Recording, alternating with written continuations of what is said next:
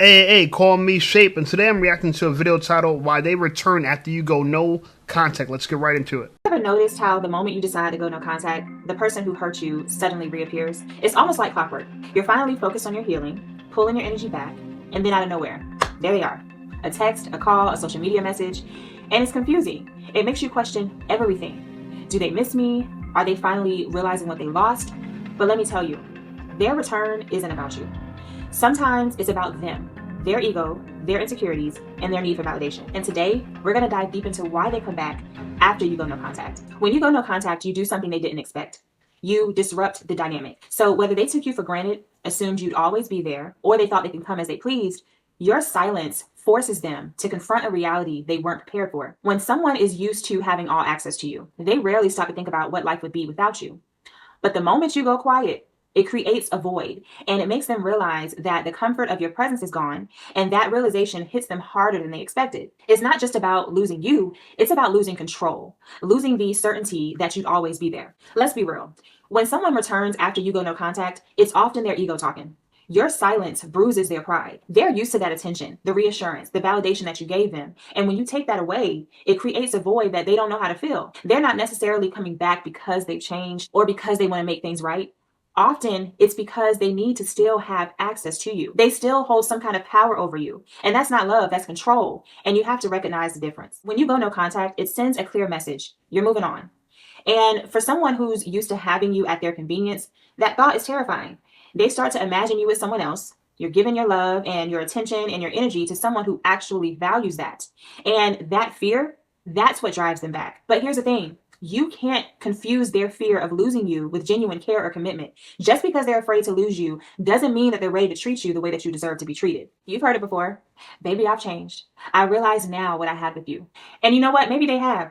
But more often than not, those words are just that. Words. Change takes time, effort, and a willingness to face your own flaws. And let's be honest, how much time has really passed since you went no contact? Long enough for them to truly reflect, heal, and grow? Or just long enough for them to feel the discomfort of your absence and try to reel you back in? Don't let their words distract you from their actions, because the actions always reveal the truth. Let's talk about energy for a moment. When you were in contact with this person, you were giving them something valuable: your attention, your love, and your support. So whether they admit it or not, they fed off of that energy. It made them feel important, it made them feel validated, and maybe even superior. But when you go no contact, you cut off that supply. You stop feeding their ego, you stop boosting their confidence, and that absence leaves them feeling empty. So they come back, not because they value you, but because they miss what you gave to them. And you have to ask yourself, is that the kind of relationship you want? One where your worth is measured by what you can give, not who you are? When someone returns after no contact, it's often a test. They want to see if you really set those boundaries or if those are just words. So they're checking to see if you've really moved on or if they still have that hold on you. And this is where your strength has to come in. Because if you let them back in without requiring change, without holding them accountable, you're showing them that your boundaries are negotiable. And once they know that, they'll keep testing, they'll keep pushing, and until there's nothing left of those walls you built to protect yourself. Sometimes after you go no contact, they'll try to convince you and themselves that your absence doesn't bother them. And how do they do that? By jumping into something new, by entering another relationship or a situation, anything to distract themselves from that void that you left. They'll post about it, they'll flaunt it, maybe even try to make sure you see it as if, look, I'm fine, I don't miss you, I'm good without you. But here's the truth. They don't want to admit it. But if they truly did care, they wouldn't need to put on a show. They wouldn't need to rush into something new just to prove a point. Their actions reveal their discomfort, their inability to sit with the feelings your absence have stirred up. It's not about you, it's about them. They're trying to fill a space that they don't know how to handle to avoid facing the reality of what they lost. And while it may sting at first to see them move on so quickly, remember this: healing isn't about how fast you can replace someone. It's about sitting with the discomfort, learning from it, and growing beyond it. So don't let their rushed actions make you question your worth. Let me stop it right there. I don't know if you guys ever seen the no contact niche in YouTube. It's deep, man. And in fact, that's how I discovered the red pill.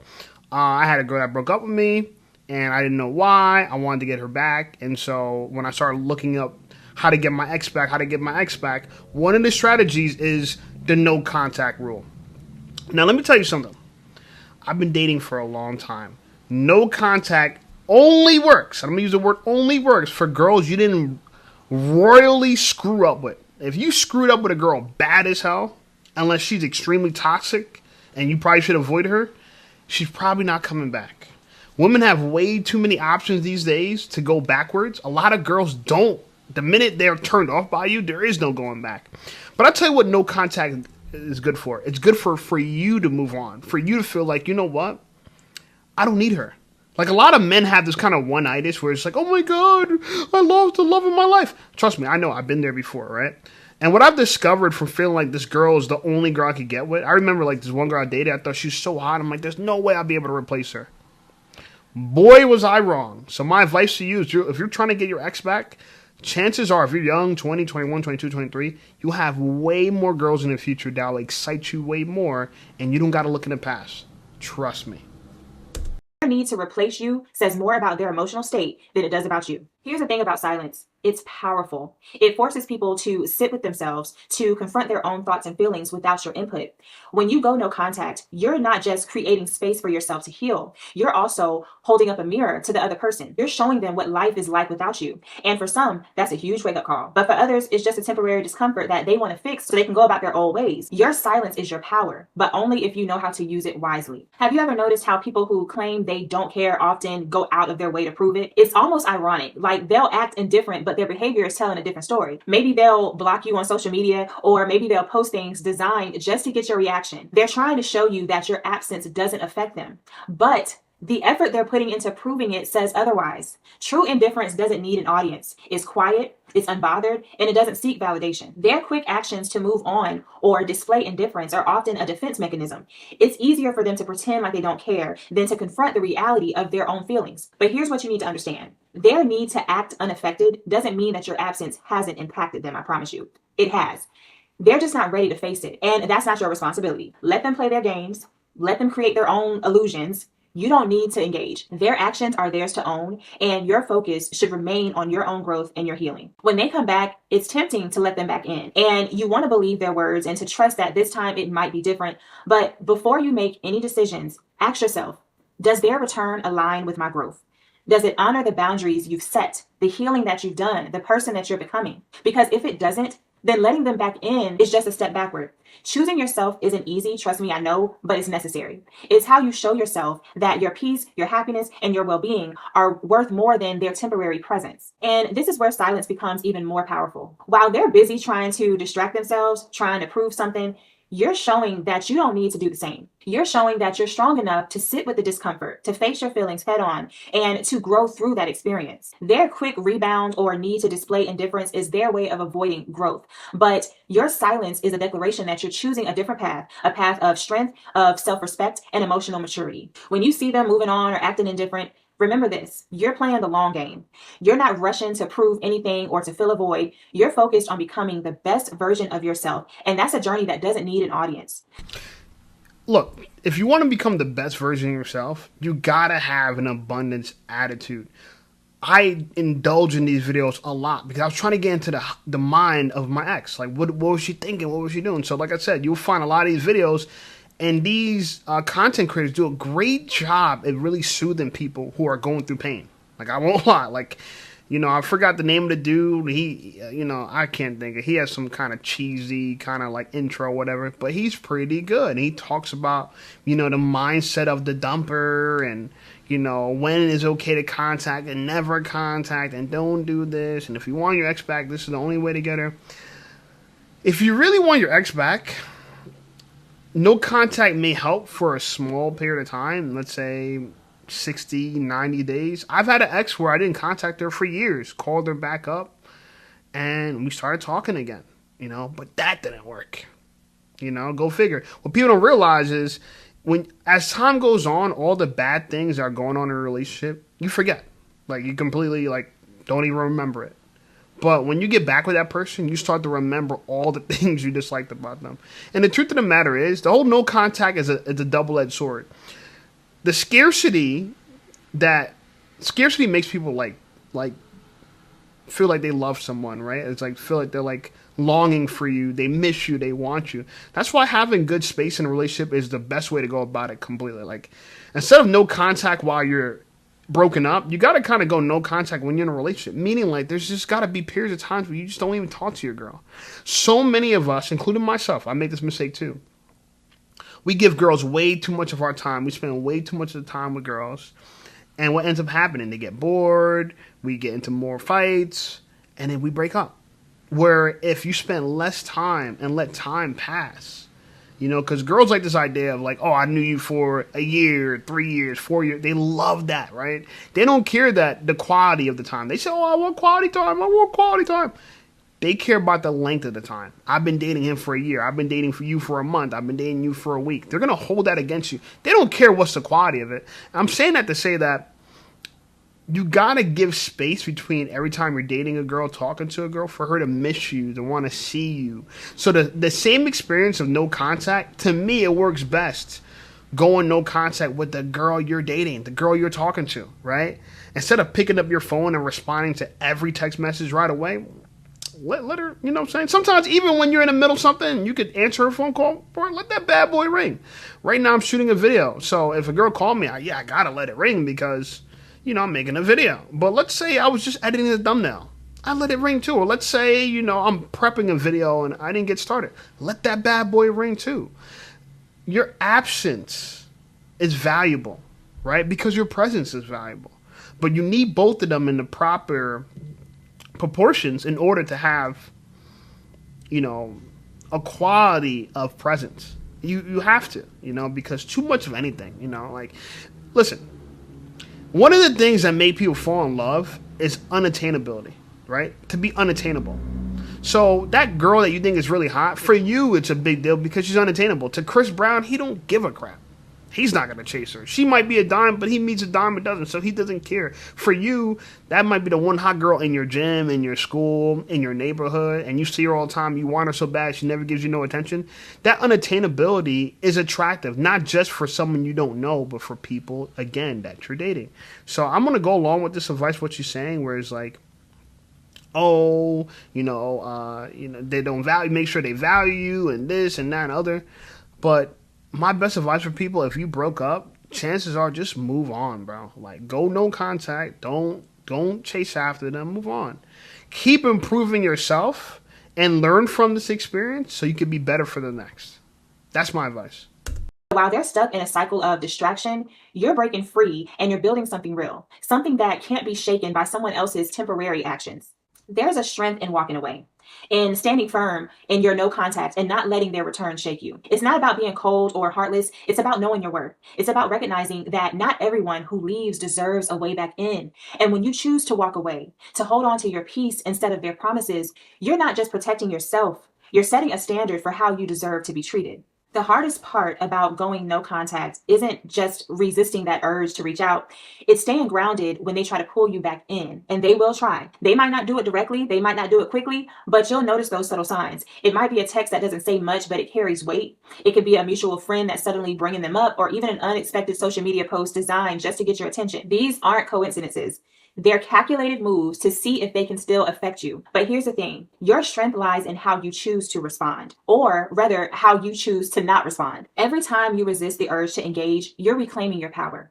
You're showing yourself that you don't need their validation, their breadcrumbs, or their half-hearted attempts to pull you back into their orbit. This strength doesn't just build your confidence, it fortifies your boundaries. It's teaching you that your peace is worth way more than their gains. Manipulation often comes disguised as concern, as nostalgia, as an apology. They'll say things like, I wanted to see how you were doing, or I really missed you. I miss the way things used to be. And while those words might tug at your heartstrings, you have to ask yourself, are they truly sorry, or are they trying to regain control? Manipulators often thrive on your kindness, on your empathy. They know exactly which buttons to press to make you doubt your decisions and to make you second guess your boundaries. This is why awareness is so important. You have to take a step back and look at their actions, not just their words. Have they really changed, or are they just saying what they think you want to hear?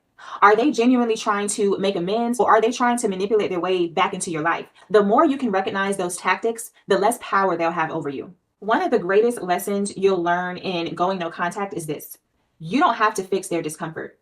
When they start to feel the weight of your absence, they might come running back and they're desperate to ease that tension, but it's not your job to make them feel better. It's not your responsibility to soothe their guilt or reassure them that you're okay. In fact, By stepping in, you're robbing them of an important opportunity to sit with their choices, to face their consequences of their actions, and to grow from them. Letting them sit in their discomfort isn't about being cruel. It's about letting the natural consequences of their behavior play out. It's about giving them the space to reflect, to learn, and to decide whether or not they're willing to work on themselves and become better. And if they're not, that's on them, not you. Remaining unbothered doesn't mean that you don't care. It means that you've decided that your peace matters more than their chaos. It's not letting their actions and their attempts to provoke a reaction or their reappearance to disrupt the balance that you've worked so hard to create. It's about staying centered in who you are, regardless of what they do or don't do. This is a skill. It's an art, and it does take time to master. But once you do it, you'll find that their attempts to shake you lose their power. They still might try their best to see how they can get away with your boundaries and to test them, but your calm and your confidence and your unwavering sense of yourself will make it clear that you're not the same person that they once knew. And that's where the power lies. Going no contact isn't about them. It's about you. It's about rediscovering your worth, your value, and your ability to thrive on your own. As the days turn into weeks and the weeks turn into months or even years, you'll start to notice something incredible. You're no longer looking for their approval. You're no longer craving their attention. Instead, you're pouring that energy back into yourself, into your growth, and into building a life that truly fulfills you. This evolution does not happen overnight, but when it does, it's transformative. You'll look back and realize that the person you were when you started this journey, you couldn't have imagined the strength that you have now, the confidence you have now, and the peace that you feel now. And that's the beauty of this whole process. It's not just about surviving their absence, it's about thriving in it. Letting go is the final act of self-love. It's the moment that you decide that your peace, your happiness, and your future are more important than holding on to someone who couldn't appreciate you. It's the realization that their presence or absence doesn't define your worth. You define your worth. And I agree with her. You define your worth 100%. And listen, I'm gonna tell you a scenario where no contact works. Again, it's when you're dating a girl. Let's say you're talking to a girl, and you guys get in a small little fallout. Not big. You didn't disrespect her. If anything, she disrespects you, and you're just like, all right, whatever. You know what? I'm going to talk to you later. Like, you only want to argue with her. You don't even want to argue with her. But you kind of gave her advice that she's kind of like turning you off. And by the way, guys, you got to do this with girls. You got to show them when they're annoying you. You got to, but don't fight with them. Don't be like fight with them annoying. Just like, and I struggle with this too, but I got to tell you, this is the truth of what you got to do. You got to withdraw your attention from people that don't appreciate, that fight with you, that do stuff that you don't like. You got to withdraw it because attention is women's kryptonite, right? Attention is like a blowjob for a girl, right? They can't say no. Like we can't say no, they can't say no to attention. That's how it is. But so here's a good scenario, right? And this applies to you. It's going to work. Again, if you're with a girl, you guys are talking, let's say you're brand new or you've been in a relationship with a girl for a while, but you guys get in a small disagreement. You disagree about something, and she was rude to you, but you just don't even, you say, hey, look, you know what? I got to go.